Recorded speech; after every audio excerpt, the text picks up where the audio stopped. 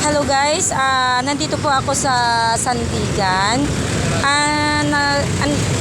Dito po ako, bumili po ako ng mais and then mura lang po ang kilo, 50 pesos po. Baka willing po kayong bumili. Nandito po si Kuya. Hi Kuya. Shout out daw sa inyo lahat kung willing kayong bumili.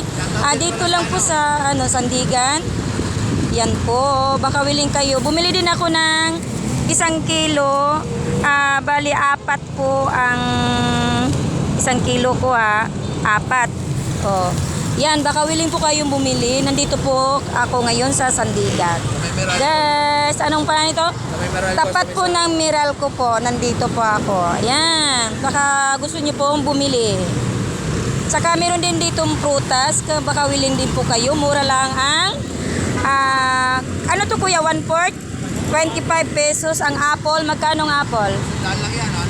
100, 6 piraso. Yan po guys, baka willing po kayo. Ayan, meron ding, anong pangalan nitong apple na puti?